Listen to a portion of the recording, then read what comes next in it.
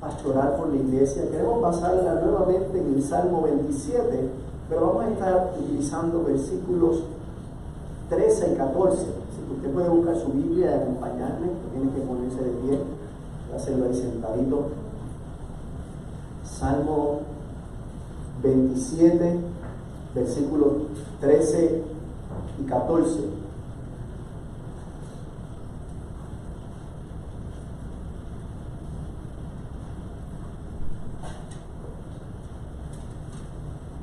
Dice la palabra del Señor en el nombre del Padre, del Hijo y del Espíritu Santo.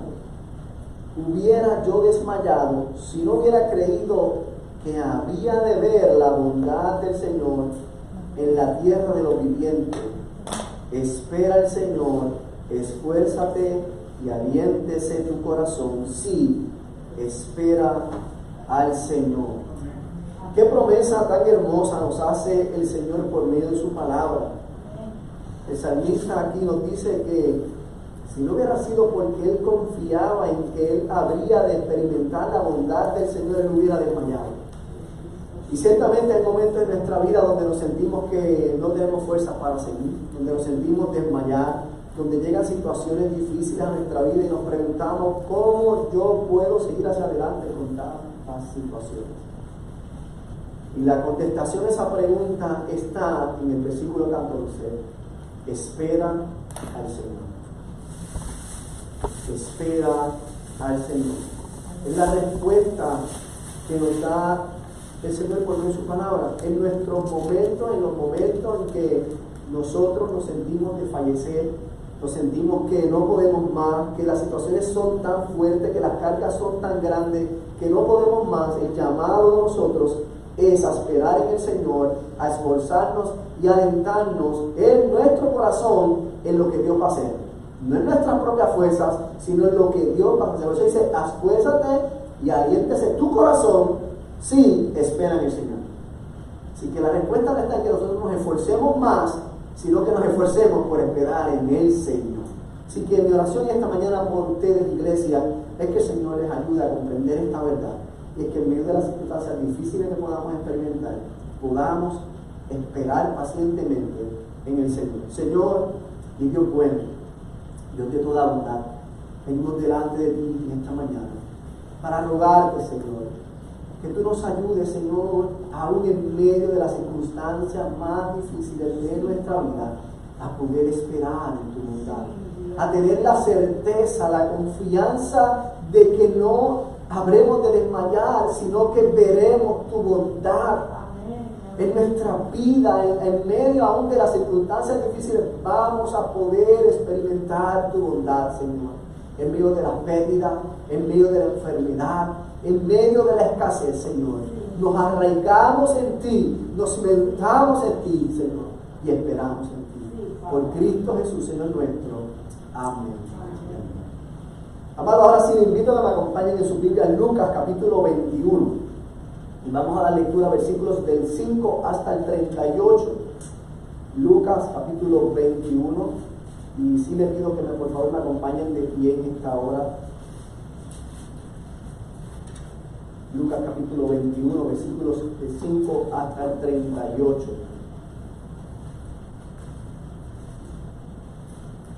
Voy a utilizar mi Biblia digital porque me percaté que dejé mis espejuelos en casa. Así que necesito una letra más grande, amado hermano. Está terrible. Bueno, pero damos gracias al Señor porque tenemos esta digital que nos permite leerla claramente. Lucas 21, versículos del 5 hasta el 38. Dice la palabra del Señor en el nombre del Padre, del Hijo y del Espíritu Santo. Mientras algunos estaban hablando del templo, de cómo estaba adornado con hermosas piedras y ofrendas votivas, Jesús dijo: en cuanto a estas cosas que ustedes están mirando, vendrán días en que no quedará piedra sobre piedra que no sea derribada. Ellos le preguntaron: Maestro, ¿cuándo sucederá esto? ¿Y qué señal habrá cuando estas cosas vayan a suceder? Jesús respondió: cuídense de no ser engañados, porque muchos vendrán en mi nombre diciendo: yo soy el Cristo, y el tiempo está cerca. No lo sigan. Y cuando oigan de guerras y disturbios, no se aterroricen, porque estas cosas tienen que suceder primero. Pero el fin no sucederá inmediatamente. Entonces les dijo: se levantará nación contra nación y reino contra reino. Habrá grandes terremotos y plagas y hambres en diversos lugares, y habrá terrores y grandes señales del cielo. Pero antes de todas estas cosas, a ustedes le echarán mano y los perseguirán, entregándolos a las sinagogas y cárceles, llevándolos ante reyes y gobernantes por causa de mi nombre. Esto le dará oportunidad de testificar. Por tanto, propónganse en sus corazones no preparar de antemano su defensa, porque yo les daré a ustedes palabras y sabiduría que ninguno de sus adversarios podrá resistir ni contradecir. Pero serán entregados aún por padres, hermanos, parientes y amigos, y matarán a algunos de ustedes, y serán odiados de todos por causa de mi nombre. Sin embargo, ni un cabello de su cabeza perecerá. Con su perseverancia ganarán sus almas. Pero cuando ustedes vean a Jerusalén rodeada de ejércitos, sepan entonces que su desolación está cerca.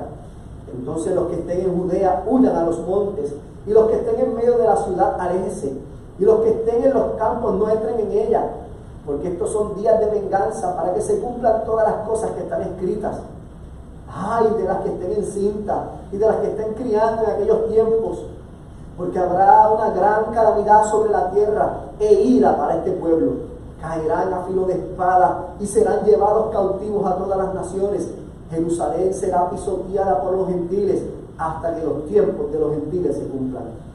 Habrá señales en el sol, en la luna y en las estrellas, y sobre la tierra angustia entre las naciones, perplejas a causa del rugido del mar y de las olas, desfalleciendo los hombres por el temor y la expectación de las cosas que vendrán sobre el mundo, porque las potencias de los cielos serán sacudidas. Entonces verán al Hijo del Hombre que viene en una nube con poder y con gran gloria. Cuando estas cosas empiecen a suceder, levántese y alcen la cabeza, porque se acerca su redención. Jesús les dijo también una parábola: miren la higuera y todos los árboles. Cuando ya brotan las hojas, al verlo, ustedes mismos saben que el verano ya está cerca. Asimismo ustedes, cuando vean que suceden estas cosas, sepan que el reino de Dios está cerca. En verdad les digo que no pasará esta generación hasta que todo esto suceda. El cielo y la tierra pasarán, pero mis palabras no pasarán. Estén alerta, no sea que sus corazones se carguen con disipación, embriaguez y con las preocupaciones de la vida, ya que el día venga súbitamente sobre ustedes como un lazo, porque vendrá sobre todos los que habitan sobre la superficie de la tierra. Pero velen en todo tiempo, orando para que tengan fuerza para escapar de todas estas cosas que están por suceder y puedan estar en pie delante del Hijo del Hombre. Durante el día Jesús enseñaba en el templo, pero al oscurecer salía y pasaba la noche en el monte llamado de los Olivos, y todo el pueblo iba temprano al templo a escuchar a Jesús. Oramos. Señor y Padre bueno, venimos delante de tu presencia en esta mañana, rogándote, Señor, que tú nos ministres por medio de tu palabra, Señor. Dame la sabiduría, Señor, para poder traer tu palabra de manera fiel. Ayúdame a ser claro, a ser preciso, Dios mío, y sobre todas las cosas, Dios mío, a mostrar a Cristo, Señor, por medio del Evangelio. Habla a tu iglesia, Señor, prepara sus corazones, por Cristo Jesús te lo ruego, Señor nuestro. Amén. Se pueden sentar, amados.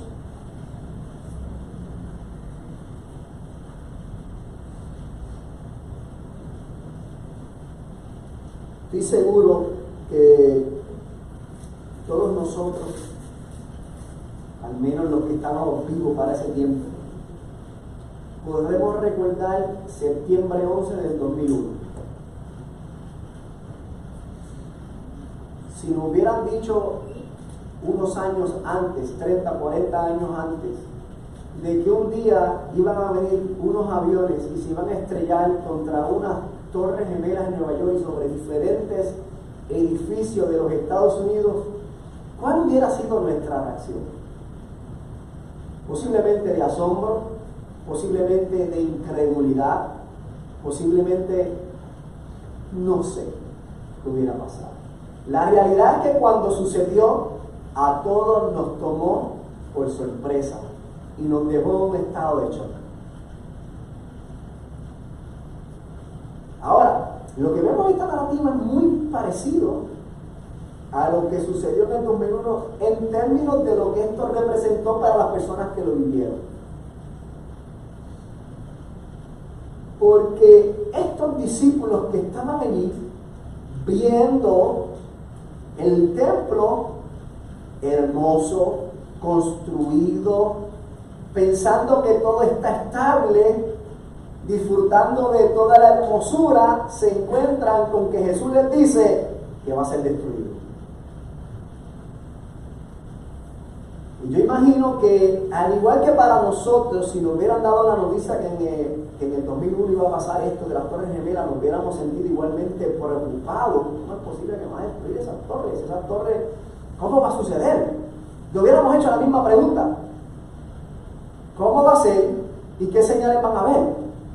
Y estas fueron las preguntas que trajeron a estos discípulos de Cristo mientras se encontraban escuchando a Jesús hablando acerca de esto que sucedería. Y tenemos que recordar, amados hermanos, que Jesús ya lleva varios días en el templo predicando día tras día, desde que él llegó desde que hizo su entrada a Jerusalén. Él llegó al templo y se recuerdan que él sacó a todos los cambistas, limpió, purificó el templo y comenzó a enseñar. Allí fue confrontado con los líderes religiosos, donde pusieron en duda su autoridad, y él les contestó que su autoridad venía del mismo cielo, y lo hizo por medio de la palabra, por medio de la sabiduría de él. Y ahora, luego de haber, desde la parte de afuera de las escalinatas donde se encontraba el área de las ofrendas, él abrió una enseñanza acerca de cómo deberían las personas acercarse a ofrendar. Y ahora ellos se mueven del templo y se van hacia el monte de los olivos. Y aunque Lucas no nos da esos detalles, el libro de Marcos sí nos da esos detalles. Marcos nos dice que se encontraba Pedro, Jacobo, Juan y Andrés, quienes se sentaron con Jesús frente al templo para hacer una pregunta, pero no necesariamente frente al templo, sino en el monte de los olivos, mirando hacia el templo. O sea que desde el monte ellos estaban observando el templo y estaban siendo vislumbrados por la belleza de aquel templo. Y es ahí donde ellos comienzan a decir: wow, qué hermoso templo tenemos, mira para allá esas piedras, mira para allá esas rocas, mira esa estructura. Y es en el momento en cuando Jesús entonces comienza a decirle: en cuanto a estas cosas que ustedes están viendo, vendrá el día en que no quedará piedra sobre piedra que no sea derribada. Lo que lleva a estos discípulos a hacerles dos preguntas, que serían las mismas dos preguntas que hubiéramos hecho usted y yo si hubiéramos estado allí. ¿Cuándo va a suceder esto? ¿Y qué señales van a haber? Aunque posiblemente algunos quizá hubiéramos hecho otras preguntas, para eso se hicieron solamente esas dos. Hay personas que le hubieran hecho por lo menos 10 o 15 preguntas más. ¿Pero cómo va a ser? En fin, esas son las dos preguntas las que nosotros vamos a estar mirando. Y Jesús entonces comienza a contestar esas preguntas, pero como siempre les digo a ustedes, Jesús nunca va a contestar las preguntas como nosotros queramos que las conteste. Él siempre va a contestarla de la manera que él entiende que debe ser contestada. No para satisfacer nuestros corazones o nuestras dudas, nuestras curiosidades, sino para ponernos en la perspectiva correcta. ¿Ok? Por lo que Jesús no comienza a dar fechas ni detalles técnicos, sino que comienza con una exhortación de cómo deberían vivir a la luz de lo que vendría. Mire la respuesta de Jesús. La respuesta de Jesús no es: mira, va a pasar tal día, tal hora, tal fecha, esto se va a poner así. Sí, él menciona algunos datos, pero lo que Jesús se enfoca, el enfoque de Jesús es cómo deben vivir ustedes a la luz de lo que va a suceder. Y es por eso que le hemos puesto por título a este sermón: viviendo el presente con los ojos en la eternidad. Viviendo el presente con los ojos en la eternidad. Y lo primero que vemos es que Jesús hace un llamado a no dejarse engañar. Versículos 5 al 9. No se dejen engañar. Cuando usted va allí, lo primero que le dice Jesús en el versículo 8: cuídense de no ser engañados, porque muchos vendrán en mi nombre diciendo, yo soy el Cristo y el tiempo está cerca. Y luego dice Jesús, no lo sigan, no lo sigan. Jesús sabe que tan pronto Él ascienda al reino de los cielos, recuerde que Jesús está hablando acerca de algo que va a suceder más adelante en el tiempo. Jesús sabe que ya Él no va a estar presente físicamente. Él sabe que se va a levantar una persecución en contra de los cristianos. Él sabe que tan pronto Jesús no esté, se van a levantar falsos maestros, falsos profetas, con falsos mensajes diciéndole, yo soy el Cristo, síganme a mí. Él dice, no los escuchen, no los sigan, no se dejen engañar. Inclusive, después le dice, van a ver que van a haber guerra, que van a haber disturbios, no se aterroricen. Le estoy diciendo esto hoy para que no se aterroricen. Estas cosas tienen que suceder primero. Pero el fin todavía le falta. O sea, prepárense, vienen tiempos difíciles, van a levantarse gente que va a querer engañarlo, pero eso no es el fin, pero este no es el fin. Todavía no. Todavía no. Jesús entonces luego continúa hablando acerca de lo que va a suceder. Y lo que Jesús quiere que sepan es que ellos van a experimentar en el primer siglo mucha tensión debido a revueltas que iban a suceder por parte de los saduceos. Los saduceos eran un grupo religioso político que quería liberarse del imperio romano. Pero esto ocasionaría que el imperio romano se levantara con una respuesta militar. Así que ellos van a experimentar los rumores de guerra, la tensión, y Jesús dice, no se aterroricen porque esto está bajo los planes eternos y soberanos de nuestro Señor. La maldad va a continuar avanzando, pero esta maldad, aunque parece estar descontrolada, está bajo el control divino de nuestro Señor. Está siendo soberanamente permitida por Dios. Ellos deberían saber discernir lo que provenía de Dios y lo que no. Deberían discernir el espíritu del anticristo y el espíritu de la verdad. Que de hecho, cuando nos vamos a la palabra, nos encontramos que el apóstol Juan habla acerca de eso. Y para nosotros no es diferente, amados hermanos. Durante todo el tiempo de la historia hemos sabido de falsos cristos, gente que se ha levantado diciendo que el tiempo ha llegado, gente con mensajes falsos diciendo que Dios le ha dicho un mensaje de cuándo es y de dónde es, y al fin y al cabo sabemos que son mentiras. Por lo tanto, nosotros como iglesia debemos tener un discernimiento espiritual, debemos esperar en medio de las turbulencias que vivimos, tenemos que ser cuidadosos de no ser engañados. Porque todavía se sigue levantando gente que siguen diciendo que vienen de parte de Dios, que Dios me dijo que dijera. Por eso es necesario, amados hermanos, estudiar la palabra. Estudiar la palabra a la luz de lo que Cristo mismo enseñó. Él es el centro del mensaje redentor. Primera de Juan 4, 2 y 3 dice, nos recuerda que todos aquellos que anuncian que Jesús es el Cristo son verdaderos maestros. Pero 1 Timoteo 6, 3 y 5, de 3 al 5 nos dice que cualquiera que enseña otra cosa que no está en la palabra es un corrupto. O sea, nosotros tenemos que entender y tenemos que tener discernimiento espiritual para saber qué viene y qué no viene de parte de Dios. Y si usted quiere saber lo que es de parte de Dios, tiene que irse a la palabra. No puede irse a prestar oído todo lo que escucha por ahí en la calle. Luego de que Jesús les habla de eso, de que se levantará reino contra reino, nación contra nación, habrán terremotos, habrán plagas en diversos lugares, habrá hambre. Pero ante todas estas cosas, a ustedes también le van a echar mano. Oye, no está fácil. Van a empezar un montón de cosas y ustedes le van a echar mano. Los van a perseguir, los van a entregar a la sinagoga, llevándolos ante reyes y gobernadores por causa de mi nombre. Eso no sonaba una noticia muy alentadora para los discípulos. Pero para Jesús el punto importante es que los discípulos supieran que ante todas estas cosas, de que ellos iban a sufrir persecución, arresto, que lo iban a entregar en la sinagoga, de que lo iban a acusar delante de gobernantes y reyes, esto, al fin y al cabo, era una oportunidad para testificar de Cristo. Eso es lo que Jesús quería que se enfocaran. Eso lo vemos ahí, versículo 13. Esto les dará oportunidad de testificar. O sea, prepárense, porque esto es lo que le va a suceder, pero no se preocupen, que eso es bueno.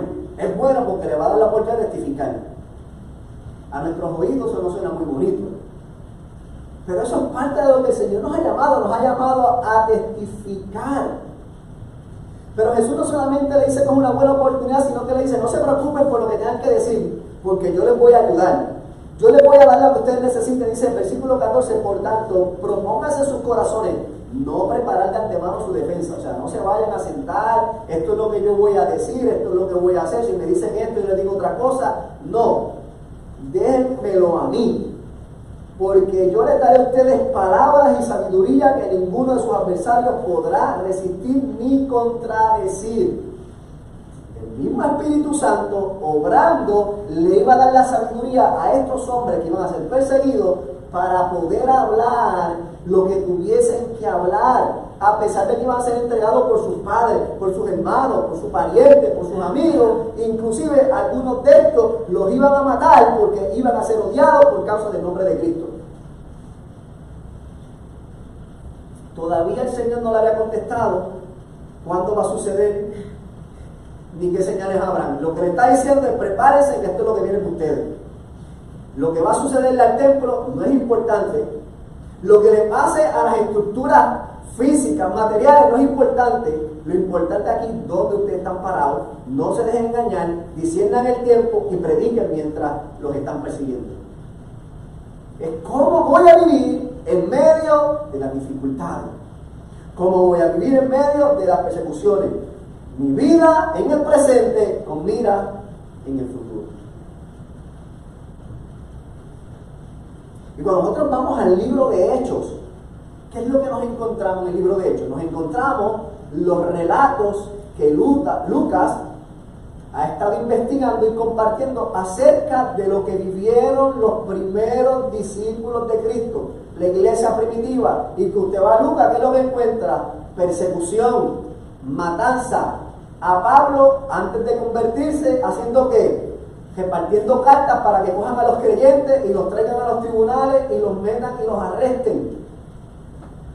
De hecho, en el libro de Hechos, capítulo 7, versículo 56, nos encontramos con el primer mártir, que es Esteban. Si usted va al capítulo 7 completo de Hechos, va a leer el testimonio de Esteban, o sea, la predicación de Esteban. Va a ver al Espíritu Santo cumpliendo la palabra que Jesús le dijo a los discípulos: no se preocupen por lo que tengan que decir, que yo les voy a dar sabiduría. Usted va a Hechos, capítulo 7, y va a leer que cuando a Esteban lo cogieron, lo arrestaron, lo llevaron los de la sinagoga y lo acusaron, él empezó desde el Génesis a mostrar a Cristo por todas las Escrituras, hasta llegar hasta el día en que crucificaron a Jesucristo. Esteban, que no era ni apóstol ni predicador. Esteban. ¿Cómo fue eso? Porque el Espíritu Santo lo capacitó para decir lo que tenía que decir en el momento que tenía que decirlo. ¿Qué fue lo que pasó? Que cuando Esteban comenzó a hablar, aquellos hombres se volvieron locos, lo sacaron para afuera, le cayeron apedreadas, y mientras lo apedreaban, Esteban puso su mirada en el cielo, no en lo que estaba viviendo, sino su vista en lo venidero, y dijo: he visto el trono del cielo abierto. Y aquello enfureció más a aquella gente, y le cayeron a pedrar más duro. Y en vez de lamentarse por lo que estaba sucediendo, Esteban dijo: Señor, perdónalo, porque no saben lo que hacen. He allí la evidencia de un hombre que estaba viviendo con su mirada en el mundo venidero. Estaba experimentando la muerte a manos de unos malhechores, estaba viviendo en carne propia lo que Jesús le estaba describiendo a los discípulos en ese día en el monte, sentaditos, pero también experimentando la fortaleza y la sabiduría del cielo para ayudarlo a enfrentar ese día. Él no fue el único. Pablo más adelante, luego de su conversión también, es llevado a diferentes reyes y gobernantes y lo tratan de acusar de diferentes cosas y en ninguna ocasión pudieron mostrarle de qué estaba mal. Miren, para nosotros esto debe servirnos de aliento, de esperanza y de fortaleza. No importa si se mueven los cimientos de la tierra, si tenemos que enfrentar persecución, acusaciones falsas o incluso hasta la muerte por causa del nombre de Cristo, podemos tener la certeza de que su Espíritu Santo nos va a dar la sabiduría para contestar cuando tengamos que hacerlo y Él mismo nos ha de preservar hasta el día de su regreso. Mira lo que dice el versículo 18. Sin embargo, mira lo que Jesús le dice a los discípulos: ni un cabello de su cabeza perecerá, con su perseverancia ganarán sus almas. Esa es la certeza que Jesús le está diciendo a sus discípulos aquel día. Usted no se preocupe por lo que va a suceder, los van a perseguir, los van a matar, pero no se preocupe, ustedes no van a aparecer. ¿Y cómo es eso? ¿Me van a matar o no? Pues sí, pero dice la palabra del Señor que el que cree en mí, aunque esté muerto, vivirá. Esa es la promesa del Señor para nosotros. Es la promesa que estos hombres tenían y la promesa que nosotros tenemos hoy. Que sea nuestra fe el fundamento de nuestras acciones y de nuestras palabras.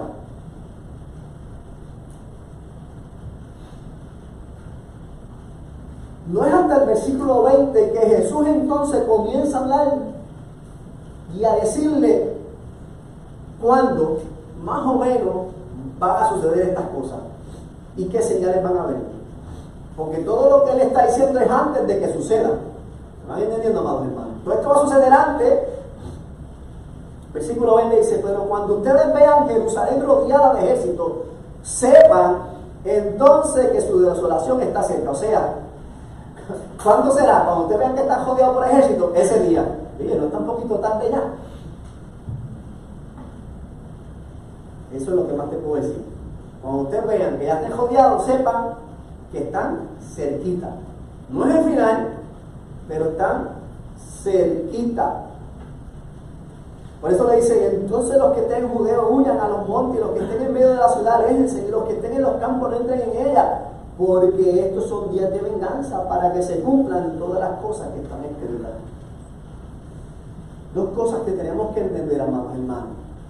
El juicio que venía contra Jerusalén era real, era inminente, y ya Jesús lo había predecido, lo había dicho inclusive antes. Porque cuando Jesús está antes de entrar a Jerusalén, Él dice: ay, Jerusalén, tú que matas a tus profetas, si tú supieras que este es el día para tu paz, pero me has rechazado. Ellos mismos rechazaron a aquel que podría traerle paz, así que la destrucción de Jerusalén es simplemente la consecuencia de haber rechazado al príncipe de paz, Jesucristo.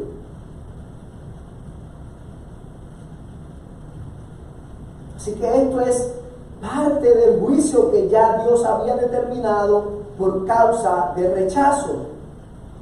Por eso el lamento de Jesús: ay de las que estén encintas, ay de las que estén criando en ese día. Yo sé que todavía hay nosotros decimos a veces: ay, pobrecita de las que crían estos días. Pero era para esta gente que se lo dijeron inicialmente, porque lo que venía era cruel. Para el año 66, el Imperio Romano comenzó a asediar la ciudad, o sea, a rodearla, a cortar los suministros. No dejaba entrar ni salir a nadie, dejaba entrar a la gente que venía a adorar al templo, pero cuando iban a salir no los dejaban salir, o sea, había acumulación de gente, menos alimento, menos agua. Y en el año 70, finalmente Jerusalén fue completamente arrasada, en el año 70 después de Cristo, por el general Tito, hijo del emperador romano. Dice el historiador judío Flavio Josefo, testigo de los hechos, una persona que estuvo allí, vivió esto en carne propia, describe la escena con profundo dolor. Dice: el templo fue incendiado, saqueado y destruido piedra por piedra. Tal como Jesús lo había predicho en Lucas 21:6, no quedará piedra sobre piedra que no sea derribada. En aquel día murieron miles de personas. En ese asedio murieron millones de personas, niños, adultos, ancianos y pobres. Definitivamente estas palabras que Jesús le está diciendo a los discípulos tienen que haberle chocado conforme al entendimiento judaico. Ellos estaban respondiendo con fe, pero todavía ellos no tenían un entendimiento pleno. Ellos veían el templo como el lugar de la presencia de Dios y por lo tanto de su gloria.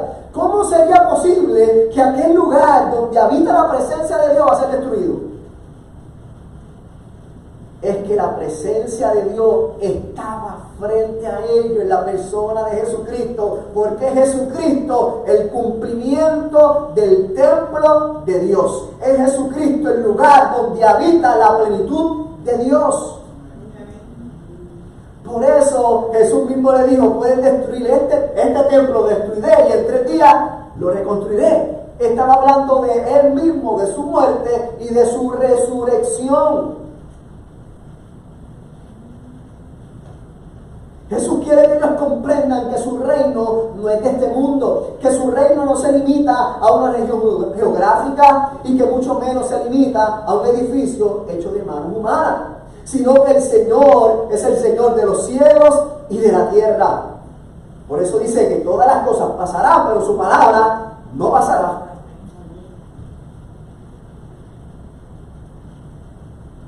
A pesar del juicio que viene para Jerusalén, Jesús no se detiene para advertir solamente lo que va a suceder, sino que también le da unas señales a sus discípulos acerca del establecimiento del reino. Jesús no se enfoca solamente en contestar las señales sobre la destrucción del templo, sino que apunta más allá. Él va a apuntar a las señales que habrán según Él se acerque el día de su regreso. Por eso Él comienza a decir, versículos 25, que habrán que señales en el sol, en la luna y en las estrellas, sobre la tierra, angustia entre las naciones, perpleja a causa del rugido del mar y de las olas, desfalleciendo los hombres por el temor y la expectación de las cosas que vendrán sobre el mundo, porque las potencias de los cielos serán sacudidas.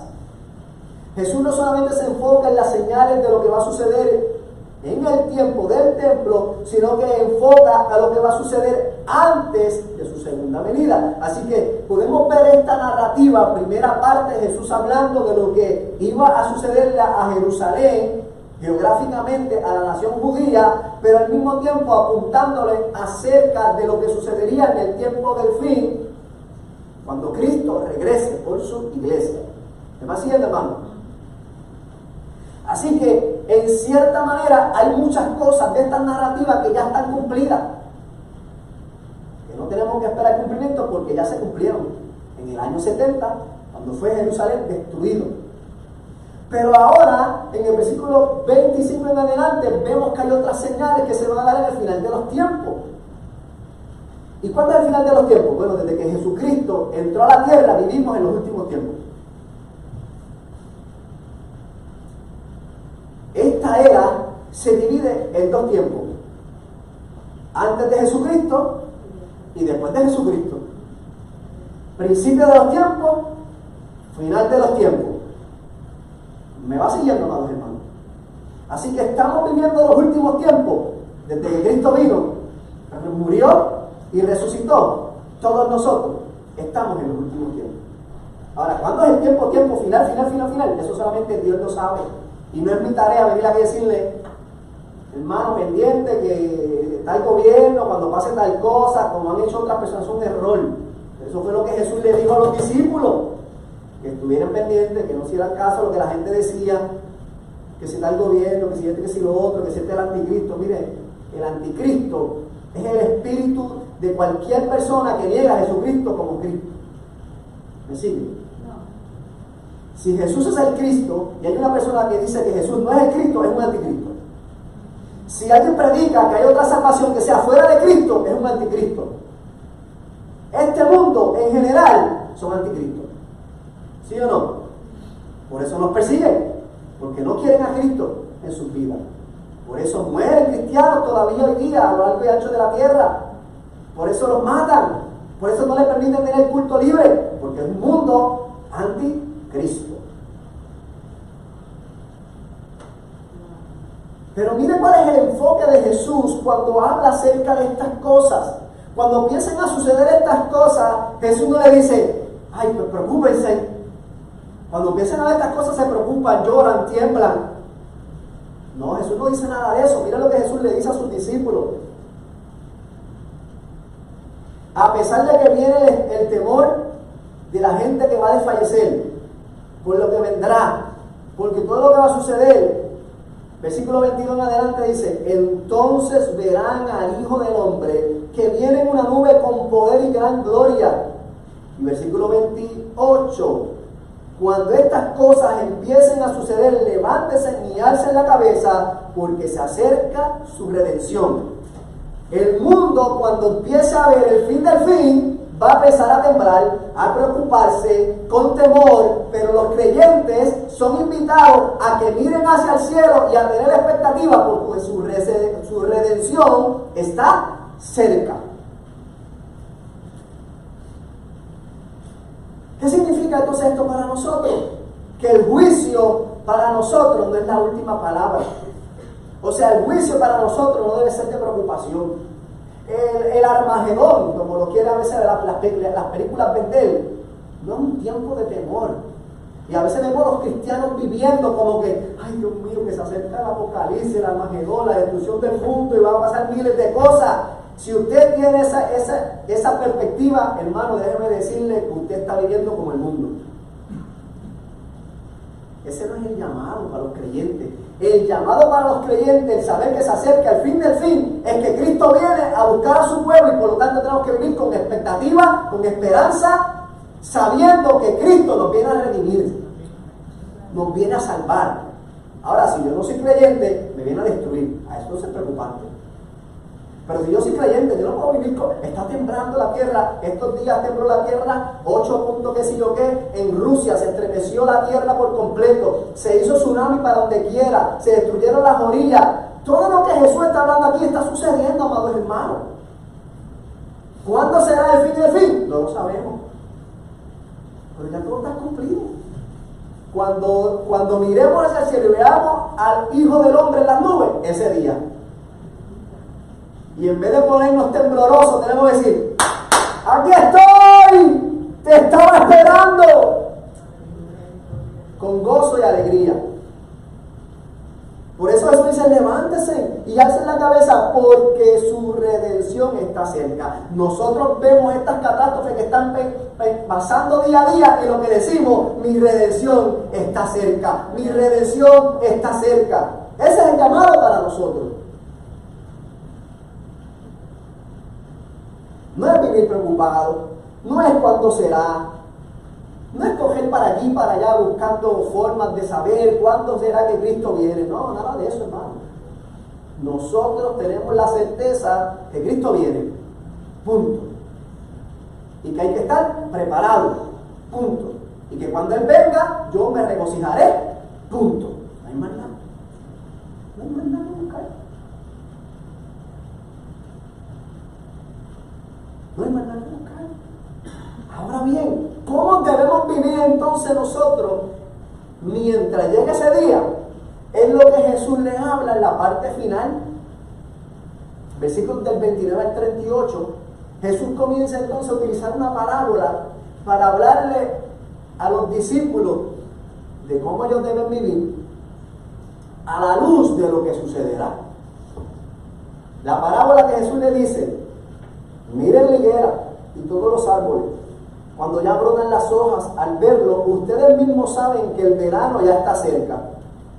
Así mismo ustedes, cuando vean que sucedan estas cosas, sepan que el reino de Dios está cerca.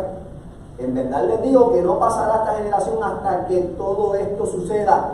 El cielo y la tierra pasarán, pero mis palabras no pasarán. Eso está diciendo, ustedes saben.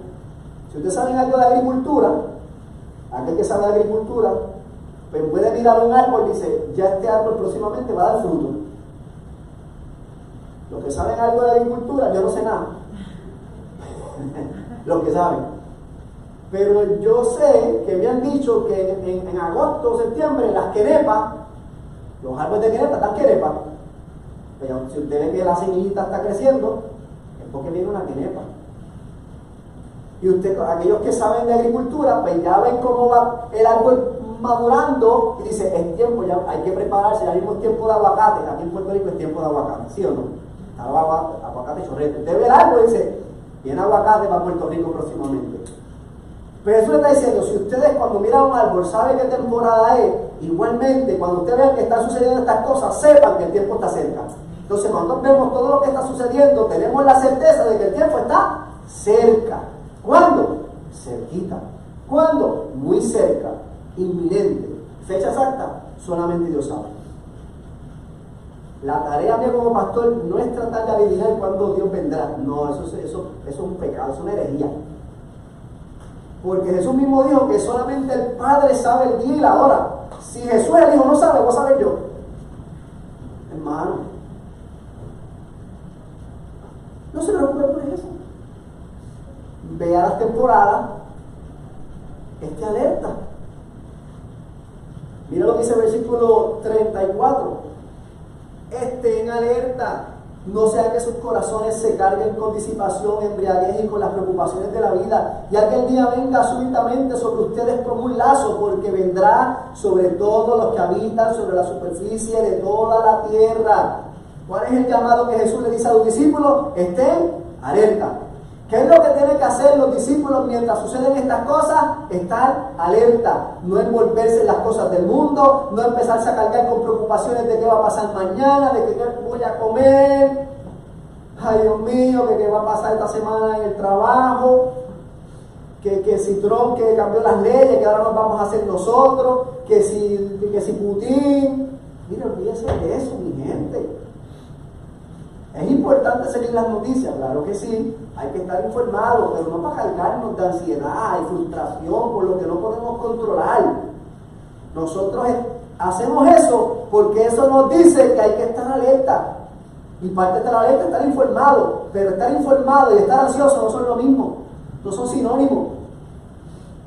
Usted va al médico y usted le da un seguimiento a su condición de salud para estar informado, no para estar ansioso. Porque si no, entonces dice, ay, yo mejor no voy al médico para que no me digan lo que tengo, para no saber, para no ponerme ansioso. ¿Verdad que no? No, usted va al médico porque usted quiere saber qué es lo que tiene, para saber cómo trabajar con el asunto. Pues igualmente, Jesús nos está dando una receta para nosotros. Esto es lo que viene, esta es la manera que tenemos que responder. Tenemos que estar alerta, tenemos que estar pendientes, tenemos que estar con nuestros ojos bien abiertos, discerniendo los tiempos, no envolviéndonos en las cosas del mundo. Y luego le dice, porque vendrán días sobre los que habitan en la tierra, pero velen. O sea, segundo, velen. Velen. Una cosa es estar alerta y otra cosa es velar. Cuando hablamos de velar, no solamente estar pendiente, sino que tenemos que estar mirando para todos lados. Ustedes mandan a un hijo suyo a cruzar la calle y le dice, está alerta, y después le dice, antes de cruzar, ¿qué tiene que hacer? Mira para ambos lados. Usted dice, está alerta, y tiene familia alerta, así. Pero no mira para el lado, ni para la izquierda, ni para la derecha. Viene un carro y lo atropelló. No. Usted dice, está alerta, y luego dice, vela, que no venga ningún carro. Izquierda, derecha, izquierda. Ok, ahora cruzo. Pero nosotros como creyentes tenemos que estar alerta, tenemos que estar pendientes de lo que está sucediendo, tenemos que estar velando. ¿Cómo velamos? ¿Cómo vela el cristiano? Vela sumergido en la palabra, leyendo la palabra para poder discernir los tiempos. Está pasando esto, ¿qué dice la palabra? Está pasando esto otro, ¿qué dice la palabra? Está pasando esto otro, ¿qué dice la palabra? ¿A qué me llama la palabra? ¿Qué tengo que hacer? Y luego dice, en todo tiempo, orando. Orando. Así que estamos alerta, estamos informados, nos sumergimos en la palabra y oramos la palabra. Oramos. ¿Por qué es necesario orar? Porque van a venir pruebas y situaciones difíciles. Nos las van a poner difícil, claro que sí. Pero tenemos que velar, tenemos que orar. Ellos no tenían, los discípulos no era que tenían que quedarse quietos en la ciudad cuando fuera a ser destruida. Dice, Cuando vamos al versículo 24, le dice, cuando ustedes vean que eso pasa, cojan por su vida. Cojan por su vida, no se queden allí. O sea, el orar y el velar no es sinónimo de quedarnos quietos. No, si viene un cajón encima de mí, ay, yo confío en el Señor que me vaya para el cielo y me quedo en el medio de la calle, no, que se sabe. Si el cajo le da como quiera, pues le dio. Pero usted no se queda ahí. Ahí viene el carro. No, usted se mueve del medio. Usted se mueve. Para los discípulos no era solamente que fueran y cogieran, sino que también mientras corren, mientras hacemos lo que tenemos que hacer aquí en la tierra, nos mantenemos alerta, velando y orando. Hacemos la parte que nos corresponde a nosotros y dejamos el resto al Señor. Como creyentes seguimos predicando el Evangelio, como creyentes seguimos testificándole a otros, como creyentes seguimos congregándonos, seguimos compartiendo en comunidad, como si Cristo todavía se tardara un milenio más. Pero estamos alertas, pendientes y orando como si viniera el día hoy mismo. Hoy mismo.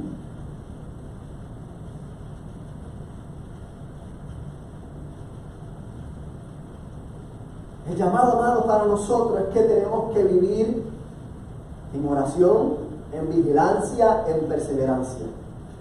No podemos vivir entretenidos por lo que el mundo ofrece. Para nosotros los creyentes es más importante preguntarnos cómo estamos viviendo mientras esperamos el regreso inminente de nuestro Redentor que preguntándonos cuándo será y qué señales habrá. Ya Jesús nos ha dado a conocer todo lo que debemos saber acerca de los tiempos finales. Habrán guerra y anuncios de guerra, se levantará nación contra nación, reino contra reino, habrán calamidades, señales en el sol, la luna, el rugido del mar, angustia en las naciones y sobre todo muchos falsos profetas y maestros diciendo, allí o allá está el Cristo y este día viene el Señor. Hermano, y si somos francos, sinceros y transparentes, todo esto está ocurriendo ahora mismo. Entonces nosotros tenemos que, igual que los discípulos, discernir los tiempos. Debemos saber que el tiempo de nuestra redención está cerca. Por lo tanto, nuestro llamado es a vivir alerta, a proclamar el mensaje del Evangelio, a orar para que el Señor nos ayude a perseverar en medio de las persecuciones, en medio de las tribulaciones, pero con la certeza que ni uno de nuestros cabellos perecerá. Y que seremos preservados por su Espíritu Santo hasta su venida. Jesús no nos revela el futuro para que nos llenemos de temor, sino para que vivamos con propósito, que es diferente. Nos llama a no ser engañados, a estar preparados para la oposición, a discernir los juicios de Dios, a anhelar su regreso y a vivir con vigilancia. Él ha prometido que regresará y que su palabra no pasará. Dice 1 Corintios 15, 52, en un momento, en un abrir y cerrar de ojos, será la final trompeta. En un momento, en un abrir y cerrar de ojos. ¿Qué tiempo es eso, hermano? Un abrir y cerrar de ojos. Yo he pestañado aquí como 500 veces. Y eso se toma menos de nada. Pues la trompeta sonará y escucha la promesa, los muertos resucitarán incorruptibles y nosotros los que quedamos y todavía estamos seremos transformados. Yo estoy esperando ese momento. ¿Ustedes lo están esperando? Sí. Maneras prácticas en las que debemos vivir esperando la redención. Número 1, testificando lo que Dios ha hecho por ti. Testifica lo que Dios ha hecho por ti en tu trabajo, en la universidad, en la cita médica, a tu familia, al extraño. Proclama el Evangelio del Reino. Persevera en lo que has aprendido acerca de su palabra. Está alerta, discierna los tiempos. Mantén la esperanza según la promesa que hemos recibido. No nos envolvamos en las cosas de este mundo, sino velemos y oremos en todo tiempo, sabiendo que nuestra redención está cerca. Hermano, hay un llamado para nosotros, pero también hay un llamado para los no creyentes, para esas personas que todavía no han entregado su corazón a Jesucristo. Hay un llamado. Hay un llamado a rendir su vida delante de a Él, sabiendo que Él ha prometido que ha de regresar a su pueblo. Quizás tú te estás diciendo, yo solo llevo escuchando por muchísimos años. Tantos años desde que yo era chiquitito me están diciendo que Cristo viene y no viene nada. Eso decía el pueblo de Jerusalén y fue destruido. No seas tú destruido en el día del juicio final. Hoy Cristo te está llamando a salvación.